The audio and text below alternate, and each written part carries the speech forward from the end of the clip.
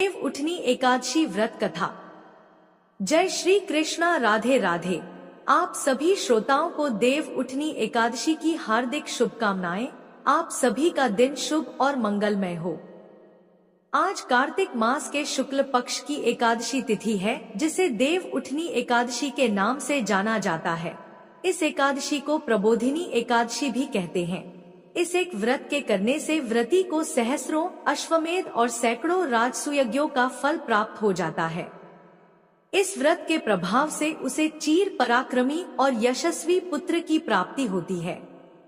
यह व्रत पापनाशक, पुण्यवर्धक तथा ज्ञानियों के लिए मुक्तिदायक सिद्ध होता है। इसके अनुष्ठान से भगवान को संतुष्ट करने वाला मनुष्य समस्त दिशाओं को अपने पुण्य के तेज से प्रकाशमान करता हुआ अंत में विष्णुधाम को प्राप्त करता है। यह भी कहा जाता है कि व्रती के घर में समस्त तीर्थ आकर निवास करते हैं। व्रत की रात्रि को जो मनुष्य जागरण करता है, वह भूत, भविष्य और वर्तमान के 10,000 पीढ़ी को शीघ्र ही विष्णुलोक ले जाता है। जिस फल को ब्राह्मण अश्वमेध आदि यज्ञों से भी प्राप्त नहीं कर पाते, वह इस एकादशी के रात्रि जागरण मात्र से सुखपूर्वक पा लेते हैं। यहाँ तक कि सब तीर्थों का स्नान, उनके गोदान करने से भी वह फल नहीं मिल सकता जो इस रात्रि के जागरण से प्राप्त होता है। लोगों का विश्वास है कि जागरण से गोविंद भगवान मनुष्य के कायिक, मानसिक और वाचिक समस्त पापों को धो देते हैं। इस व्रत की कथा सुनने से जैसी प्रसन्नता मिलती है, वैसी प्रसन्नता न तो यज्ञों से और न ही दान आदि करने से मिलती है। कथा सुनने मात्र से 100 गोदान का फल एवं अपने शतकुलों का उद्धार होता है। कथा करवाने वाले को समस्त पृथ्वी के दान करने का फल मिलता है। अब आइए श्रवण करते हैं देव उठनी एकादशी की कथा। एक राजा के राज्य में सभी लोग एकादशी का व्रत रखते थे। प्रजा तथा नौकर चाकरों से लेकर पशुओं तक को एकादशी के दिन अन्न नहीं दिया जाता था। एक दिन किसी दूसरे राज्य का एक व्यक्ति राजा के पास आकर बोला, महाराज, कृपा करके मुझे नौकरी पर रख लें। तब राजा ने उसके सामने एक शर्त रखी कि ठीक है, तुम्हें नौकरी पर रख लेते हैं, किंतु रोज तो तुम्हें खाने को सब कुछ मिलेगा, पर एकादशी को अन्न नहीं मिलेगा। उस व्यक्ति ने उस समय तो हाँ कर ली। कुछ दिन बीते, तत्पश्चात एकादशी आई। एकादशी के दिन जब उसे फलाहार का सामान दिया गया तो वह राजा के सामने जाकर गिड़गिड़ाने लगा और बोला, महाराज, इससे मेरा पेट नहीं भरेगा, मैं भूखा ही मर जाऊंगा, कृपया मुझे अन्न दे दो। राजा ने उसे शर्त की बात याद दिलाई, पर वह अन्न छोड़ने को राजी नहीं हुआ। तब राजा ने उसे आटा, दाल, चावल आदि दिए। वह नित्य की तरह नदी पर पहुंचा और स्नान कर भोजन पकाने लगा। जब भोजन बन गया तो वह भगवान को बुलाने लगा, आओ भगवान, भोजन तैयार है। उसके बुलाने पर पीतांबर धारण किए भगवान चतुर्भुज रूप में आप पहुंचे तथा प्रेम से उसके साथ भोजन करने लगे। भोजनादि करके भगवान अंतर्ध्यान हो गए तथा वह अपने काम पर चला गया। 15 दिन बाद अगली एकादशी को वह राजा से कहने लगा कि महाराज, मुझे आज दुगुना सामान दीजिए। उस दिन तो मैं भूखा ही रह गया था। राजा ने कारण पूछा तो उसने बताया कि हमारे साथ भगवान भी खाते हैं, इसीलिए हम दोनों के लिए ये सामान पूरा नहीं होता। यह सुनकर राजा को बड़ा आश्चर्य हुआ और वह बोला, मैं नहीं मान सकता कि भगवान तुम्हारे साथ खाते हैं। मैं तो इतना व्रत रखता हूँ, पूजा करता हूँ, पर भगवान ने मुझे कभी दर्शन नहीं दिए। राजा की बात सुनकर वह बोला, महाराज, यदि विश्वास न हो तो साथ चलकर देख ले। फिर क्या था, राजा उस नौकर के साथ में गया और राजा एक पेड़ के पीछे छिपकर बैठ गया। उस व्यक्ति ने भोजन बनाया तथा भगवान को शाम तक पुकारता रहा, परंतु भगवान न आए। अंत में उसने कहा, है भगवान, यदि आप नहीं आए तो मैं नदी में कूदकर प्राण त्याग दूंगा। उसके ऐसा कहने पर भी भगवान नहीं आए। तब वह प्राण त्यागने के उद्देश्य से नदी की तरफ बढ़ा। प्राण त्यागने का उसका दृढ़ इरादा जान शीघ्र ही भगवान ने प्रकट होकर उसे रोक लिया और साथ बैठकर भोजन करने लगे। खा पीकर वे उसे अपने विमान में बिठाकर अपने धाम ले गए। यह देख राजा ने सोचा कि व्रत उपवास से तब तक कोई फायदा नहीं होता जब तक मन शुद्ध न हो। इससे राजा को ज्ञान मिला और वह भी मन से व्रत उपवास करने लगा और अंत में स्वर्ग को प्राप्त हुआ। अब आइए श्रवण करते हैं देव उठनी एकादशी की दूसरी व्रत कथा, जिसे सुनने मात्र से सभी मनोकामनाएं पूरी होती हैं। एक राजा था, उसके राज्य में प्रजा सुखी थी तथा एकादशी को कोई भी अन्न नहीं बेचता था, सभी फलाहार करते थे। एक बार भगवान ने राजा की परीक्षा लेनी चाहिए। भगवान ने एक सुंदरी का रूप धारण किया तथा सड़क पर बैठ गए। तभी राजा उधर से निकला और सुंदरी को देख चकित रह गया। उसने पूछा, हे सुंदरी, तुम कौन हो और इस तरह यहाँ क्यों बैठी हो? तब सुंदर स्त्री बने भगवान बोले, मैं निराश्रिता हूँ, नगर में मेरा कोई जान पहचाना वाला नहीं है, मैं किससे सहायता मांगू? राजा उसके रूप पर मोहित हो गया था। वह बोला, तुम मेरे महल में चलकर मेरी रानी बनकर रहो। सुंदरी बोली, मैं तुम्हारी बात मानूंगी, पर तुम्हें राज्य का अधिकार मुझे सौंपना होगा, अर्थात राज्य पर मेरा पूर्ण अधिकार होगा। मैं जो भी बनाऊंगी तुम्हें खाना होगा। राजा उसके रूप पर मोहित था, अतः उसने उसकी सभी शर्तें स्वीकार कर ली। अगले दिन एकादशी थी। रानी ने हुक्म दिया कि बाजारों में अन्य दिनों की तरह अन्न बेचा जाए। उसने घर में मांस मछली आदि पकवाए तथा परोसकर राजा से खाने के लिए कहा। यह देखकर राजा बोला, रानी, आज एकादशी है, मैं तो केवल फलाहार ही करूंगा। तब रानी ने शर्त की याद दिलाई और बोली, या तो खाना खाओ, नहीं तो मैं बड़े राजकुमार का सिर काट लूंगी। राजा ने अपनी स्थिति बड़ी रानी से कही तो बड़ी रानी बोली, महाराज, धर्म न छोड़े बड़े राजकुमार का सिर दे दे, क्योंकि पुत्र तो फिर मिल जाएगा पर धर्म नहीं मिलेगा। इसी दौरान बड़ा राजकुमार खेल कर आ गया। माँ की आंखों में आंसू देखकर वह रोने का कारण पूछने लगा तो माँ ने उसे सारी वस्तुस्थिति बता दी। तब वह बोला, माँ आप चिंता न करिए, मैं सिर देने के लिए तैयार हूँ, इससे पिताजी के धर्म की रक्षा जरूर होगी। राजा दुखी मन से राजकुमार का सिर देने को तैयार हुआ तो रानी के रूप से भगवान विष्णु साक्षात प्रकट हुए और राजा को असली बात बताई। भगवान श्री हरि विष्णु जी ने कहा, हे राजन, तुम इस कठिन परीक्षा में पास हुए। भगवान ने प्रसन्न मन से राजा से वर मांगने को कहा तो राजा बोला, हे प्रभु, आपका दिया सब कुछ है हमारे पास, आप हमारा उद्धार करें। उसी समय वहां एक विमान उतरा। राजा ने अपना राज्य पुत्र को सौंप दिया और विमान में बैठकर परम धाम को चला गया। प्रेम से बोलिए लक्ष्मी नारायण भगवान की जय। देवउठनी एकादशी की एक प्रमुख कथा शंखासुर नामक राक्षस की है।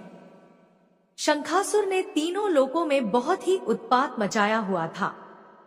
तब सभी देवताओं के आग्रह करने पर भगवान विष्णु ने उस राक्षस से युद्ध किया और यह युद्ध कई वर्षों तक चला। युद्ध में वह असुर मारा गया और इसके बाद भगवान विष्णु विश्राम करने चले गए।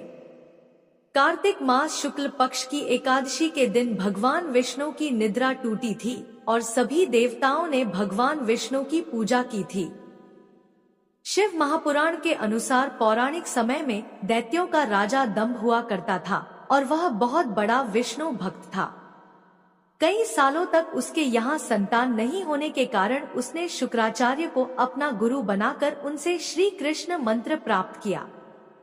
यह मंत्र प्राप्त करके उसने पुष्कर सरोवर में घोर तपस्या की। भगवान विष्णु उसकी तपस्या से प्रसन्न हुए और उसे संतान प्राप्ति का वरदान दे दिया। भगवान विष्णु के वरदान से राजा दंभ के यहाँ एक पुत्र ने जन्म लिया और इस पुत्र का नाम शंखचूड़ रखा गया। बड़ा होकर शंखचूड़ ने ब्रह्मा जी को प्रसन्न करने के लिए पुष्कर में घोर तपस्या की। उसकी तपस्या से प्रसन्न होकर ब्रह्मा जी ने उसे वरदान मांगने को कहा। तब शंखचूड़ ने वरदान मांगा कि वह हमेशा अजर अमर रहे व कोई भी देवता उसे नहीं मार पाए। ब्रह्मा जी ने उसे यह वरदान दे दिया और कहा कि वह बद्रीवन में जाकर धर्मध्वज की पुत्री तुलसी जो तपस्या कर रही है उससे विवाह कर ले। शंखचूड़ ने वैसा ही किया और तुलसी के साथ विवाह कर लिया। तत्पश्चात सुखपूर्वक रहने लगा। उसने अपने बल से देवताओं, असुरों, दानवों, राक्षसों, गंधर्वों, नागों, किन्नरों, मनुष्यों तथा त्रिलोकी के सभी प्राणियों पर विजय प्राप्त कर ली। वह भगवान श्री कृष्ण का परम भक्त था। शंखचूड़ के अत्याचारों से सभी देवता परेशान होकर ब्रह्मा जी के पास गए और ब्रह्मा जी उन्हें भगवान विष्णु के पास ले गए। भगवान विष्णु ने कहा कि शंखचूड़ की मृत्यु भगवान शिव के त्रिशूल से ही होगी, अतः आप उनके पास जाएं। भगवान शिव ने चित्ररथ नामक गण को अपना दूत बनाकर शंखचूड़ के पास भेजा। चित्ररथ ने शंखचूड़ को समझाया कि वह देवताओं को उनका राज्य लौटा दे, परंतु शंखचूड़ ने मना कर दिया और कहा कि वह महेश्वर से युद्ध करना चाहता है। भगवान शिव को जब यह बात पता चली तो वे युद्ध के लिए अपनी सेना लेकर निकल पड़े। इस तरह देवता और दानवों में घमासान युद्ध हुआ, परंतु ब्रह्मा जी के वरदान के कारण शंखचूड़ को देवता नहीं हरा पाए। भगवान शिव ने शंखचूड़ का वध करने के लिए जैसे ही अपना त्रिशूल उठाया, तभी आकाशवाणी हुई कि जब तक शंखचूड़ के हाथ में श्रीहरि का कवच है और इसकी पत्नी का सतीत्व अखंडित है, तब तक इसका वध असंभव है। आकाशवाणी सुनकर भगवान विष्णु वृद्ध ब्राह्मण का रूप धारण कर शंखचूड़ के पास गए और उससे श्रीहरि कवच दान में मांग लिया। शंखचूड़ ने वह कवच बिना किसी संकोच के दान कर दिया। इसके बाद भगवान विष्णु शंखचूड़ का रूप बनाकर तुलसी के पास गए। शंखचूड़ रूपी भगवान विष्णु ने तुलसी के महल के द्वार पर जाकर अपनी विजय होने की सूचना दी। यह सुनकर तुलसी बहुत प्रसन्न हुई और पति रूप में आए भगवान का पूजन किया व रमण किया। ऐसा करते ही तुलसी का सतीत्व खंडित हो गया और भगवान शिव ने युद्ध में अपने त्रिशूल से शंखचूड़ का वध कर दिया। तब तुलसी को पता चला कि वे उनके पति नहीं हैं, बल्कि वे तो भगवान विष्णु हैं। क्रोध में आकर तुलसी ने कहा कि आपने छलपूर्वक मेरा धर्म भ्रष्ट किया है और मेरे पति को मार डाला। अतः मैं आपको श्राप देती हूँ कि आप पाषाण होकर धरती पर रहे। तब भगवान विष्णु ने कहा, देवी तुम मेरे लिए भारतवर्ष में रहकर बहुत दिनों तक तपस्या कर चुकी हो। तुम्हारा यह शरीर नदी रूप में बदलकर गंडकी नामक नदी के रूप में प्रसिद्ध होगा। तुम पुष्पों में श्रेष्ठ तुलसी का वृक्ष बन जाओगी और सदा मेरे साथ रहोगी। तुम्हारे श्राप को सत्य करने के लिए मैं पाषाण अर्थात शालिग्राम बनकर रहूंगा और गंडकी नदी के तट पर मेरा वास होगा। अब आइए सुनते हैं देव उठनी एकादशी के दिन सुनी जाने वाली श्री शालिग्राम जी की पुण्य फल प्रदान करने वाली कथा। एक कसाई था सदना, वह बहुत ईमानदार था। वो भगवान के नाम और कीर्तन में मस्त रहता था। यहाँ तक कि मांस को काटते बेचते हुए भी वह भगवान नाम गुनगुनाता रहता था। एक दिन वह अपनी ही धुन में कहीं जा रहा था कि उसके पैर से कोई पत्थर टकराया। वह रुक गया और उसने देखा एक काले रंग के गोल पत्थर से उसका पैर टकरा गया है। उसने वह पत्थर उठा लिया और अपनी जेब में रख लिया, यह सोचकर कि यह मांस तोलने के काम आएगा। वापस आकर उसने वह पत्थर मांस के वजन को तोलने के काम में लगाया। कुछ ही दिनों में उसने समझ लिया कि यह पत्थर कोई साधारण नहीं है, क्योंकि जितना वजन उसको तोलना होता, पत्थर उतने वजन का ही हो जाता। धीरे धीरे यह बात फैलने लगी कि सदना कसाई के पास वजन करने वाला जो पत्थर है, वह जितना चाहता है पत्थर उतना ही तोल देता है।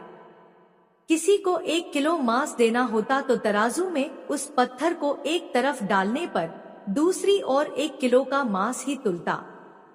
अगर किसी को 2 किलो चाहिए होता तो वह पत्थर 2 किलो के भार जितना भारी हो जाता। इस चमत्कार के कारण उसके यहाँ लोगों की भीड़ जुटने लगी। भीड़ जुटने के साथ ही सदना की दुकान की बिक्री भी बढ़ती गई। यह बात एक ब्राह्मण तक भी पहुंची, हालांकि वह ऐसी अशुद्ध जगह पर नहीं जाना चाहते थे जहां मांस कटता हो व बिकता हो। किंतु चमत्कारिक पत्थर को देखने की उत्सुकता उसे सदना की दुकान तक खींच लाई। दूर से खड़ा वह सदना कसाई को मांस तोलते देखने लगा। उसने देखा कि कैसे वह पत्थर हर प्रकार के वजन को बराबर तोल रहा था। ध्यान से देखने पर उसके शरीर के रोने खड़े हो गए। भीड़ के छटने अर्थात कम होने के बाद ब्राह्मण सदना कसाई के पास गया। ब्राह्मण को अपनी दुकान में आया देखकर सदना कसाई प्रसन्न भी हुआ और आश्चर्यचकित भी। बड़ी नम्रता से सदना ने ब्राह्मण को बैठने के लिए स्थान दिया और पूछा कि हे ब्राह्मण देव, मैं आपकी क्या सेवा कर सकता हूँ? ब्राह्मण बोले, तुम्हारे इस चमत्कारिक पत्थर को देखने के लिए ही मैं तुम्हारी दुकान पर आया हूँ, या यूँ कहूँ कि ये चमत्कारी पत्थर ही मुझे खींचकर तुम्हारी दुकान पर ले आया है। बातों ही बातों में उन्होंने सदना कसाई को बताया कि जिसे पत्थर समझकर वो मांस तोल रहा है, वास्तव में वो शालिग्राम जी हैं, जो कि भगवान का स्वरूप होता है। शालिग्राम जी को इस तरह गले कटे मांस के बीच में रखना व उनसे मांस तोलना बहुत बड़ा पाप है। सदना बड़ी ही सरल प्रवृत्ति का भक्त था। ब्राह्मण की बात सुनकर उसे लगा कि अनजाने में मैं तो बहुत बड़ा पाप कर रहा हूँ। अनन्य विनय करके सदना ने वह शालिग्राम उन ब्राह्मण को दे दिया और कहा कि आप तो ब्राह्मण हैं, आप ही इनकी सेवा प्रचर्या करके इन्हें प्रसन्न करें। मेरे योग्य कुछ सेवा हो तो मुझे अवश्य बताएं। ब्राह्मण शालिग्राम जी की शिला को बहुत सम्मान से घर ले आए। घर आकर उन्होंने श्री शालिग्राम जी को स्नान करवाया, पंचामृत से अभिषेक किया व पूजा अर्चना आरंभ कर दी। कुछ दिन ही बीते थे कि उन ब्राह्मण के स्वप्न में श्री शालिग्राम जी आए और कहा, हे ब्राह्मण, मैं तुम्हारी सेवाओं से प्रसन्न हूँ, किंतु तुम मुझे उसी कसाई के पास छोड़ आओ। स्वप्न में ही ब्राह्मण ने शालिग्राम भगवान से कारण पूछा तो उत्तर मिला कि तुम मेरी अर्चना पूजा करते हो, मुझे अच्छा लगता है, परंतु जो भक्त मेरे नाम का गुणगान कीर्तन करते रहते हैं, उनको मैं अपने आप को भी बेच देता हूँ। सदना तुम्हारी तरह मेरी सेवा नहीं करता है, परंतु वह हर समय मेरा नाम गुनगुनाता रहता है, जो कि मुझे बहुत अच्छा लगता है, इसलिए तो मैं उसके पास गया था। ब्राह्मण अगले दिन ही सदना कसाई के पास गया और उनको प्रणाम करके सारी बात बताई। तत्पश्चात श्री शालिग्राम जी को उन्हें सौंप दिया। ब्राह्मण की बात सुनकर सदना कसाई की आंखों में आंसू आ गए। मन ही मन उन्होंने मांस बेचने खरीदने के कार्य को तिलांजलि देने की सोची और निश्चय किया कि यदि मेरे ठाकुर जी को कीर्तन पसंद है तो मैं अधिक से अधिक समय नाम कीर्तन ही करूंगा। देव प्रबोधिनी अर्थात देव उठनी एकादशी के दिन भगवान शालिग्राम व तुलसी का विवाह संपन्न कर मांगलिक कार्यों का प्रारंभ किया जाता है। हिंदू धर्म मान्यता के अनुसार इस दिन तुलसी शालिग्राम विवाह करने से अपार पुण्य प्राप्त होता है। अब आइए अंत में श्रवण करते घर में सुख समृद्धि बनाए रखने वाली माता लक्ष्मी की कथा। बनारस में एक बड़े धनवान सेठ रहते थे। वह विष्णु भगवान के परम भक्त थे और हमेशा सच बोला करते थे। एक बार जब भगवान सेठ जी की प्रशंसा कर रहे थे, तभी माँ लक्ष्मी ने कहा, हे स्वामी, आप इस सेठ की इतनी प्रशंसा किया करते हैं, क्यों न आज उसकी परीक्षा ली जाए और जाना जाए कि क्या वह सचमुच इसके लायक है या नहीं। भगवान बोले, ठीक है, अभी सेठ गहरी निद्रा में है, आप उसके स्वप्न में जाएं और उसकी परीक्षा ले लें। अगले ही क्षण सेठ जी को एक स्वप्न आया। स्वप्न में धन की देवी माता लक्ष्मी उनके सामने आई और बोली, हे राजन, मैं धन की दात्री लक्ष्मी हूँ। सेठ जी को अपनी आंखों पर यकीन नहीं हुआ और वो बोले, हे माता, आपने साक्षात अपने दर्शन देकर मेरा जीवन धन्य कर दिया, बताइए मैं आपकी क्या सेवा कर सकता हूँ। देवी लक्ष्मी ने कहा, कुछ नहीं राजन, मैं तो बस इतना बताने आई हूँ कि मेरा स्वभाव चंचल है और वर्षों से तुम्हारे भवन में निवास करते करते मैं ऊब चुकी हूँ, इसलिए यहाँ से जा रही हूँ। सेठ जी बोले, मेरा आपसे निवेदन है कि आप यहीं रहे, किंतु अगर आपको यहाँ अच्छा नहीं लग रहा है तो मैं भला आपको कैसे रोक सकता हूँ। सेठ ने कहा, है माँ, आप अपनी इच्छा अनुसार जहाँ चाहे जा सकती हैं। तत्पश्चात देवी लक्ष्मी उसके घर से चली गई।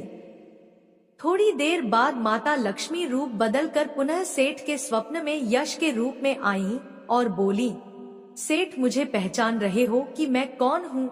सेठ ने कहा, नहीं महोदय, मैंने आपको नहीं पहचाना। यश ने बोला, मैं यश हूँ, मैं ही तेरी कीर्ति और प्रसिद्धि का कारण हूँ।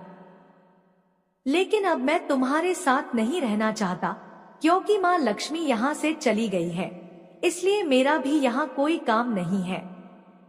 सेठ ने बोला, ठीक है, यदि आप भी जाना चाहते हैं तो वही सही।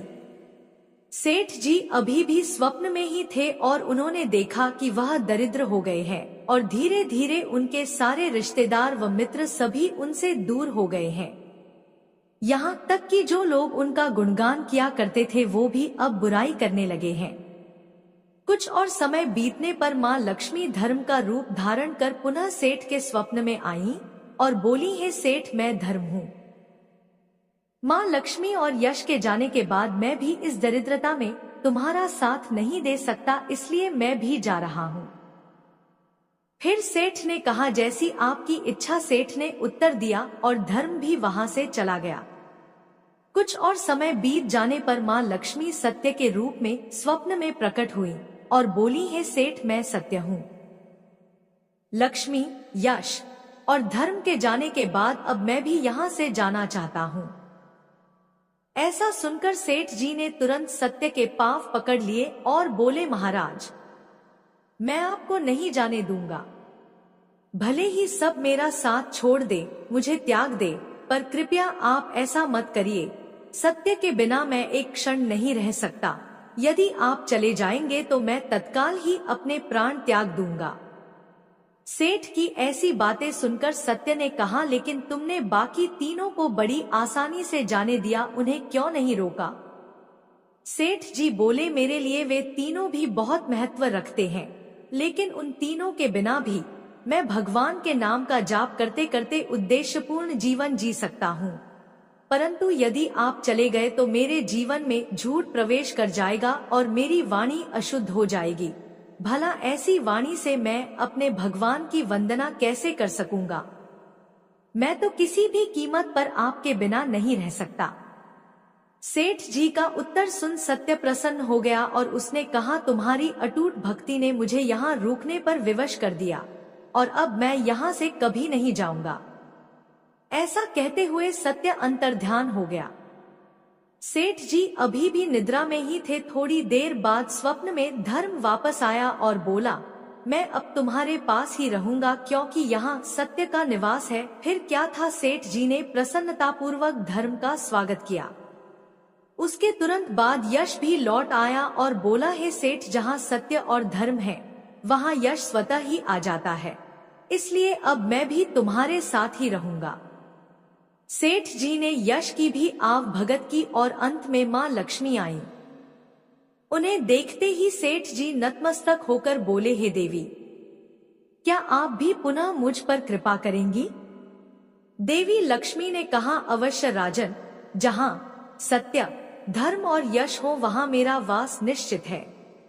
यह सुनते ही सेठ जी की नींद खुल गई। उन्हें यह सब स्वप्न लगा, परंतु वास्तविकता में वह एक कड़ी परीक्षा से उत्तीर्ण होकर निकले थे। हमें भी हमेशा याद रखना चाहिए कि जहाँ सत्य का निवास होता है वहाँ यश, धर्म और देवी लक्ष्मी का निवास स्वतः ही हो जाता है। सत्य है तो सिद्धि, प्रसिद्धि और समृद्धि है। प्रेम से बोलिए लक्ष्मी नारायण की जय। कहानी पसंद आए तो चैनल को सब्सक्राइब करें और वीडियो को लाइक एंड शेयर करें। जय श्री कृष्णा। राधे राधे।